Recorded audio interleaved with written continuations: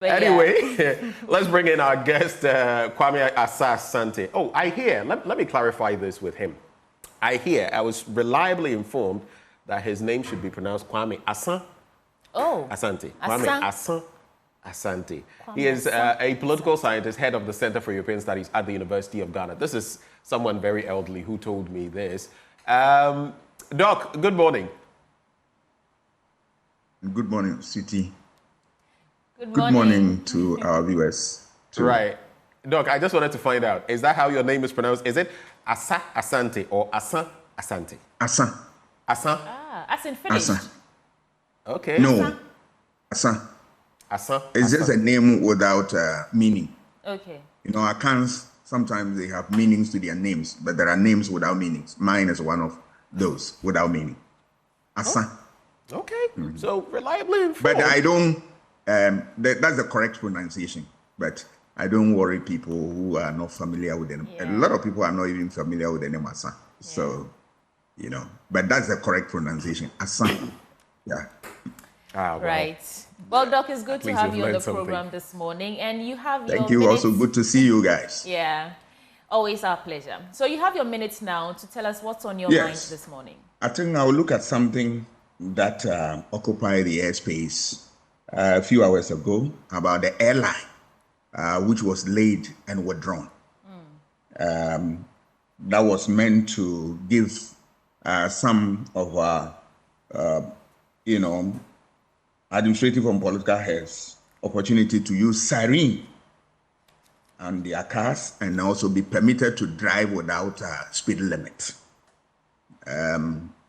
First of all, I must say that I am happy that at the end of the day, Parliament, in its own wisdom, has realized the need to withdraw that bill, that airline that was laid. But it's also unfortunate, if I may say so, that we're going to lay an airline that was going to allow a few members of the society to use siren and drive without limit. My worry is not per se the opportunity that was going to come with the airline, but I expect that Parliament is nothing but the true representation of our people, and that what we feel, they must also feel it and then express it. Remember, MPs have a number of functions, but one of their functions is that they are representative of their people. They represent not only our interests, but our problems, our aspirations, and the like. So, over the years, we have seen how difficult it is to use our roads because there's traffic congestion all over. It is true, to be fair to governments we have had, they made attempts to, redesign our roads and all that. But effective solution to the problem, they have paid lip service to that. And that we always have huge traffic, huge congestion, and that undermines productivity and creates all manner of environmental problems. This has not occupied their attention. And they want to make a bill, allow an airline to pass where they will not feel the pinch what we go through. That was very unfortunate. If the bill was to be allowed to mature, I expect them to feel what we feel so that they can express it well, right?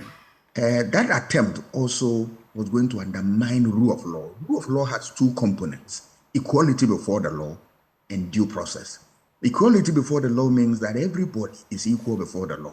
So why were you going to exempt some people to drive without speed limit? That was to undermine rule of law, right?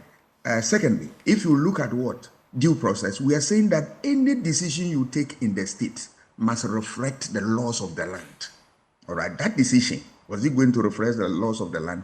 We recall a letter that emerged from Jubilee House, warning people about how the state was going to clamp down on people who abuse sirens and all that. Yes. And they gave a list of people who qualify for that. Why were they extending this list? For me, I saw it at nothing but double standards, and so it was very unfair to us. Okay, Doc. If we want to deal with the problems of our society, our MP should be the first to rise up to the occasion and help us in this direction. Go to other jurisdictions. If they want to deal with traffic congestion, public bus system is a way to go. Yes, we have tried, it has failed. That should not be the end of the game. Look at places like Switzerland. I was in Geneva and I saw a beautiful system where at the middle of the road you have tram that plies the intercity services and all that. Beautiful one. If you look at our roads, they have that natural architecture. That is a whole vast of land lying in between the roads without being put into proper use. And I'll give you a typical example. From Adenta to Ayimensa, the road to my hometown. You see that stretch of road? You see the stretch, the middle portion, very big. Sometimes you see people cooking there, allow fallow, and then grown with weeds and all that. You could put tram there, and that will apply the intercity connections and all that, and that will get people to work on time. So if you are not innovative enough and all that, the little that you can do for us is to spare us that type of ally. It was very unfortunate that they took even that decision. And what is more is that they all agree, both majority and minority, agree to allow the bill to go through. And then when they saw the public reaction and minority checking out, that was more of a double standard. Anyway, and I was not happy with that. We do have to get into At the end of the day, they've learned their lesson, but going forward, we want them to deal with the problems that we confront us head on without they should be part and parcel of the problem so that they can be part and parcel of the solution. That's why we put them there. Any other thing, we will not accept that. Thank you so much for those thoughts. Passionate, I must add.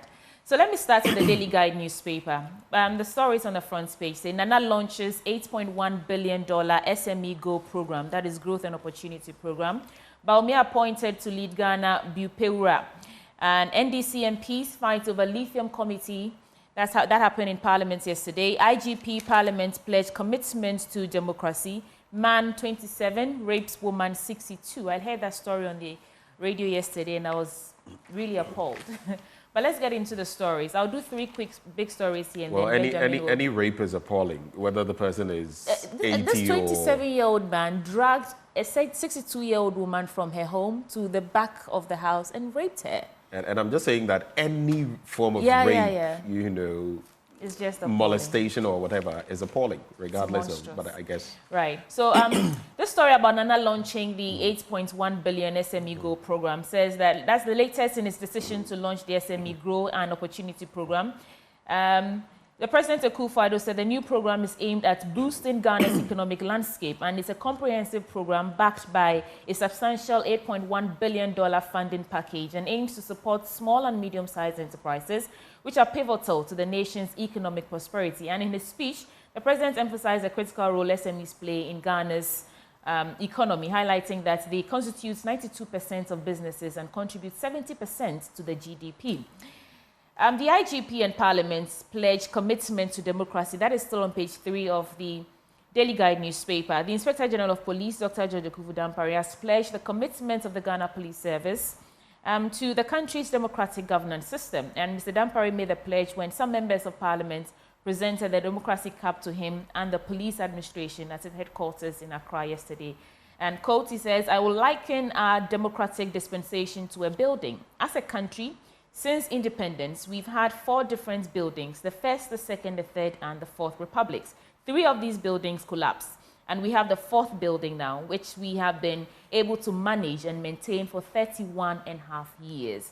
It shows one thing: Ghanaians, as a people, we are committed to a democratic dispensation, and we, within the police service and other security services, are also committed in ensuring that we play our part and make sure that the building continue to endure, and the endurance would be possible if we continue to nourish our foundation structure and keep maintaining it in the manner that would sustain us as we go forward in the country." Those are just some excerpts of the story. Away from that, There's this story about NDC MPs fighting over the lithium committee. Now, we just accept. On the floor yesterday, Kwame Govins Abuja, the minority chief whip and MP for Adaklu, and his colleagues from Yape, John Jinapo, and Tamale Central, Hassan Saibu Suini, essentially argued over the House committee the mining leasing agreement should be referred to. So the minority chief whip, who sets the tone, said there should be no attempt to sidestep issues as the two agreements needed a thorough review. Quote, "We have since made our issues known, Mr. Speaker. As we said the day before, Friday and yesterday, these are major agreements that can have an impact on the economy and mining in this country. So what we are calling for is a situation where when these agreements are referred to the appropriate committee, there should be no attempt by the side or opposite side, or referring to the majority, to railroad or to say that they are rising and should ignore issues about the concerns about mining in forests, on water bodies and other things, just because we want this to impact us." And then there's that story here about the man who's 27 raping the 62-year-old woman. And it happened, let me just get a brief of that. So the 27-year-old man is in the grips of the Samraboy Divisional Police for allegedly raping the 62-year-old speech-impaired woman, popularly called Antirita or Araba, at Mempasem in the Menfi West municipality of the Western region. This is just, well. Then one last story before we come to you, Doc. I'll do this story about Sunyani Market's woman case, an assembly appeals for out-of-court settlement. So the Sunyani Municipal Assembly, facing a court suit over the eviction order issued to market women for a new markets project sponsored by the World Bank, has appealed for an out-of-court settlement to prevent project delays. And the scheduled hearing of the case is on July 16, that's today, I think, as Sunyani High Court 3 did not proceed as both parties were directed to reach an agreement and present their positions for court adoption. And a new date of July 25th has been set for both parties to finalize their proposals for potential adoption of the court to facilitate the out-of-court settlement. Those stories, Doc, for your reflections. Start with the pledge by the IGP to support democracy through thick and thin. I am with him. And any human being in this country or outside this country who believe in Ghana and want to support democracy, I am with you. But let's look at it this way. If you read the U.S. State report on human rights, you read gory tales of human rights violations by the police since 1992, and it still continues. And I will urge everybody to Google and find out that report, what is in that report. People who go to the police and they are abused, their rights have been trampled upon by no less persons than the police. They are all captured in that report. And this brings our human rights report or record down. So if you look at democracy, one of the tenets of democracy is what?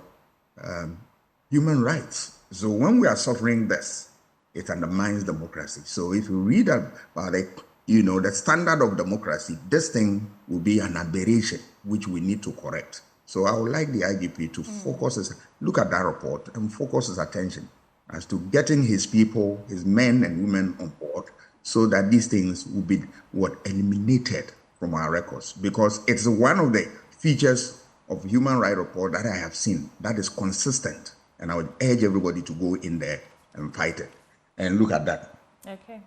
It is more refreshing or heartwarming to hear that from the IGP that he will support. Because if you look at what the IGP said, you juxtapose that on what Mr. Francis Poku said in recent times. Then we need to do a lot, because then our democracy is on the threat. Look at even our neighbors, all right, what they are going through in terms of democratic reversals, where people don't want democracy anymore. They want to go back to what? The old order, which you and I do not support. So it tells us that we need, as a society, to do more, but more responsibility rests with what the security apparatus, i.e. the police, the military, and all that. We saw, for democracy to grow, one of its canons is the issue of elections. And look at how last election, people were shot at. And up to date, they have not found any justice. Even for people to talk about it, you hardly hear this. And that, for me, is unfair. And these are the evils that rear their ugly hairs in democracy. So if you really want to deal with this problem, you must look at it all-encompassing and make sure that all the evils are rid off from this system, so that we have a democracy that will stand the test of what? Time. Right. Ben, should we get to your paper now? Well, I'll do the Ghanaian Times newspaper briefly, but I'll start from the back page. Dualization of Ahinema Kokobeng Ariankwanta Road begins. Then, we've not taken decision on precautionary spillage of dam. That's according to the VRA. We also have President launches 8.2 billion Ghana cedi deal for SMEs to provide financial technical support for small businesses. Local government minister withdraws controversial road traffic LI. And second phase of Echebi-Lamte interchange to be completed by September. That interchange has taken forever. But like I said, I'm starting from the back page. Work on the dualization of the Ahinema Kokobeng Ariankwanta Road in the Ashanti region has begun following the cutting of a sod on Monday by the President Nana Dankwa Akufo-Addo. The 20-kilometer stretch is being executed by Kofi Job Company Limited, with the implementing agency being the Ghana Highways Authority. It is part of the National Route 10, which stretches from Obuasi Junction to the Western region, all the way to Paga in the Upper East region. The President indicated that on completion of the road congestion on the stretch, it would be, quote, a thing of the past. Road congestion on the stretch would be a thing of the past, as it would cut down travel time. Then on the spillage, because of course all of us are concerned, we don't want a repeat of that incident. The Volta River Authority has started its annual sensitization engagement to deepen public education in communities in the lower Volta Basin of the Akosombo Dam in preparation for a precautionary spillage when the need arises. Now, the annual sensitization workshops, which took place in the North, South, and Central Tong districts, would continue to the Keta municipality and Anglonga district in the Volta region and the Adan East area in the Greater Accra region. You know that most of these places were affected by the last spillage. And I've heard it said that this time the spillages would be done in small batches over a spread of time. Let's hope that this happens, because VRA, if I'm saying this respectfully, if you mess up this time, will not spare you. These are human lives, human endeavor, human businesses, all gone down the drain. I remember having a gentleman come in here, banana farmer. They lost practically everything. What happens to such people? What happens? Then I'll get into that story on page 12 and page 20, talking about the Ghana cedi. So let me start from page 12. I'll go to page 20 very quickly. President launches 8.2 billion Ghana cedi deal for SMEs. And the President has launched the Small Medium Enterprise Growth and Opportunity Program, which seeks to disburse 8.2 billion Ghana cedis to Ghanaian businesses. The program, an initiative of the Ministry of Finance and Trade and Industry, has been designed to achieve results drawing from lessons of past programs and challenges faced by SMEs in the country. It prioritizes coordination between participating institutions such as the Ghana Enterprise Agency, Exim and Development Bank Ghana, to ensure the targeted delivery of financial and technical support across the whole spectrum of Ghana SMEs. I like programs like this one. Question, why now? How many months to elections? And a lot of these programs, I like that it talks about learnings from the past. These programs oftentimes are poorly targeted. They are political. It is our taxpayers' money that often ends up in certain areas. And oftentimes, like with Maslow, where there are supposed to be repayments, a lot of people don't even pay back because a lot of them are politically aligned. So when I hear of these programs, it sounds good, 8.2 billion. But in the end, do we get value for our taxpayers' money? The final bit I'll look at is on page 20, and I'll sew it up. Fitch Solutions projects positive outlook for Ghana cedi. At least as of now, with the hundreds of millions that have been pumped in, we're still not seeing that. The cedi still trading to the dollar over 15 cedis, to the pound over 20 cedis as of today. Now, the Ghana cedi is expected to recoup some losses against the dollar in the coming months, Fitch Solutions has revealed. According to the London-based firm, this is due to improved investor sentiment, higher dollar inflows, and easing external conditions. It goes on and on. You can check out details of that story. But like I said, we are not seeing the boons yet, and the central bank, thankfully, has its hands tied. It can't engage in some of the wanton actions it was engaging in before, which culminated in about 60 billion cedis of loss, just printing money for government or handing free money to government to pump in the system, which also leads to inflation. Because of the IMF program, it can no longer do that, and that will lead to some level-headedness. I'm choosing not to use very harsh words this morning. Doc, over to you. Quick thoughts. Yes. I think you couldn't have said it better. You have nailed it, because we always mismanage the system, and we are indisciplined in terms of finance, and because there is always that body called IMF that we want to go to when we are in distress, and they are ready to support us. So we are not able to ensure value for money, and we don't get our acts together very well, because we know that at the end of the day, when push comes to shove, we will fall on IMF, and then they will support us. But look, truth must be told here that there is always a point in time where people who support you will turn their backs at you. That is where your worst situation will begin. We don't need to get there. We need to get the basics right so that at the end of the day, we are not caught in that quagmire. That's all that I can say. But I'll move on to the spillage of the dam that is going to happen anytime soon. If you look at the problem, I have spoken to top people within the system, and what they tell us is what our government refused to do, all government in this Fourth Republic. Do you know the solution to this problem? They said, look, for you to deal with this problems associated with spillage, first of all, you need to construct the Pwalugu Dam. That will hold the water that comes from Bagri. And then you use the water for irrigation purposes. Where is the dam? Already, $12 million has gone down the drain in the name of mobilization fee. We don't have anything there. Once you finish with the dam and you undertake that irrigation program, then the water reduces in terms of volume to Akosombo. Then Akosombo also will spill a little to Okpong, and then Pong continues, and then the effect that you are seeing, you will not be able to see. If you don't deal with that, look, you can say all manner of things. It won't work. Two, the issue of the fact that there are certain radios that you should not build closer to the dam. Politicians have not mastered the courage to stop people from encroaching, and they are allow them to encroach, and at the end of the day, when they spill the land, they are the first casualties. That is not to say that I'm insensitive to the plight of those who were affected by the spillage. No. But this is the stark reality that is staring at our face. Politicians, and if you talk to them, they will tell you that, look, over the years, they tell politicians, do this, but because of votes and other political expediency, all that they do is that they turn it fall on deaf ears, this type of technical advice.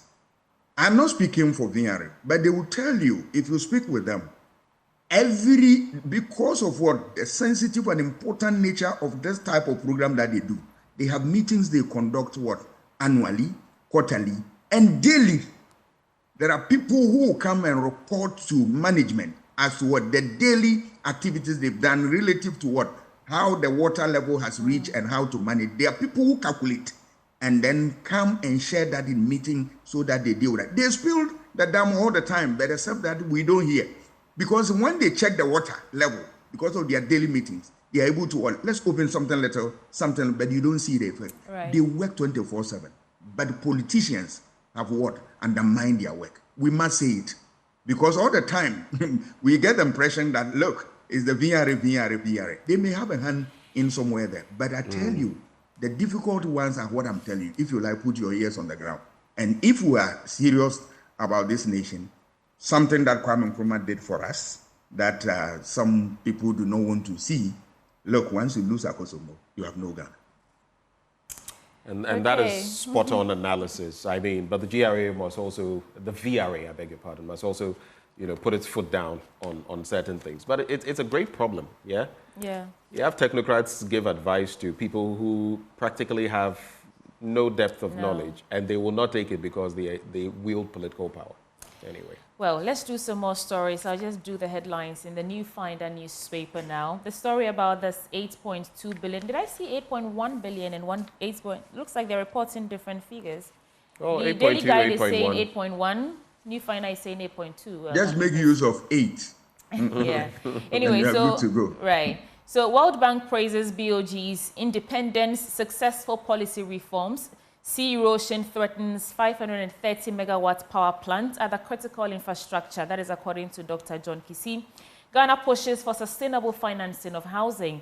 And we can see a photo of Kojo Nkrumah with the managing director of Shelter Afrique there. Ablakwa's NDC sold parks and gardens lands, judges' lands, and other states' lands. I think yesterday he put out a statement explaining how Samuel Okudzeto Ablakwa's claims are false. But let me just get into the paper now. I'll do just the headlines because we don't have enough time. 3 directors retire from Republic Bank. Ghana pushes for sustainable financing of housing. Let me get into that story a bit.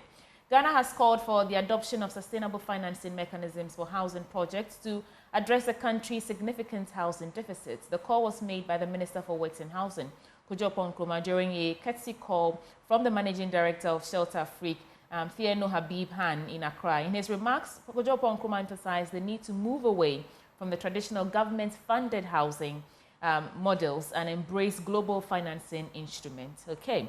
Dr. Bawumia has appointed to lead Ghana's Bupeura declares. Dr. Mahmoud Bawumia has selected the Almighty to lead. What? Dr. Mahmoud Bawumia has been selected by the Almighty to lead Ghana to the next level of her development. Okay. Let me move on from that story. World Bank praises BOG, and this is the last bit that I'll do. Praises Bank of Ghana's independence, successful policy reforms. And the World Bank has commended the Bank of Ghana for its independence, which has been pivotal in the success of various policy reforms aimed at reducing inflationary pressures on the Ghanaian economy. This recognition was highlighted in the World Bank's latest country policy and institutional assessment report, themed CPIA Africa 2024, Structural Reforms for a Vibrant Private Sector. I want to read the report and see what it says because I don't know if it's reflecting in my pocket. But Doc, over to you. Yeah, I'll look at the housing deficit problem that the Honorable Minister wants to deal with that. Good show, but there are questions that my minister need to answer. How long has it taken us to deal with this? Right? Look at affordable housing projects in the bush and look at, just suppose that on what? The directive principle of state policy, saying that all government projects must continue from where people leave them off, so that the new government will continue from the old program. Is that what we are experiencing in Ghana? Let us also remember that all these facilities, we have used state resources to do that. They are all driven by what? State resources. Is that how to manage efficiently state resources? If you put all the affordable housing projects that are in the bush, we are not using. If you put all together, the money that we have put to, the development of these things, I tell you, to blow your mind. Are we a serious people and all that? Recently, you saw government effort to even. That's why he's saying we should move away from government-funded. Maybe because it's government-funded, we don't want to take it seriously. So we should look to the international markets. They've been in office markets for about 8 years. Is that now that they are realizing this? Yeah. Because there is a certain political coloration here. Because you are going for what? Election. You know it will be used against you. We are sick and tired of that. And we know too well some of these, tricks and tactics. We will bring it to the attention of the public so that it will help them to gauge the people, the way how they would vote in one way or the other. All right. This election is going to election that will bring and want the conversation to be taken to another level, so that at the end of the day, the people who own power in this state, all right, will tell you that at the end of the day, they are beneficiaries of the program and activities of the government of the day. We will make sure that the right things will be done. Thank you. Benjamin, final paper? I'll just look at headlines. Ibrahim Babangida, interesting name, sends a comment there. He says, things fall apart. I guess he's referencing Professor Chinua Achebe of blessed memory. The Ghanaian publisher, Badea, calls for greater Arab Africa Financial Corporation. Mahama sold state capture lands. That's according to the Ghanaian publisher. You can check out details. Jinapo exposes Ablakwe's hypocrisy. Afenyo Markin chairs ECG board. Baumia is God's chosen. Wepebura declares. That story you were reading there. MP siren privilege. Another press strips NDC MPs naked. Like I said, some of the papers, you pick them and you know exactly what their leanings are. But yes, we'll still do the stories. The custodian, you are the chosen one. Wepebura to Baumia. Majority exposes NDC MPs. Afenyo Markin appointed ECG board chair. In fact, if you look at the custodian and the Ghanaian publisher, it's almost as though their editors were. But anyway, it is what it is. We've discussed the salient matters, and that's where I am going to leave it off for now. Yeah. Okay, that will bring us to the end of the news review segment. Unless, Doc, you have like 30 seconds to share your final words. Yes, something brief. Yeah. As we are going closer to election 2024, I want to remind all of us that in recent time, the Supreme Court gave a ruling about the politicization of what chiefs taking part in active politics. We want to be very careful because the crux of the matter of the ruling is that chiefs should not endorse any political candidate, and that all of us must take this thing into consideration when we are campaigning or we are soliciting for votes, so that we help democracy to grow and rule of law stays. That is my advice. Dr. Kwame Asasante is head of European Studies at the University of Ghana. Were you going to say something then? Oh, yes, I was just going to salute a certain NAD, Nana Adwoabena. You are full of pleasant surprises. I woke up to a surprise this morning. Good morning to you, Nana Adwoabena. And that's you cannot just leave it there. Tell me about it. What happened? How are you surprised? Why do you want to know? Because I want to know. You work with MI5, MI6, CIA, FBI, CID. Which one do you work with now? NIB? Thank you so much for staying with us.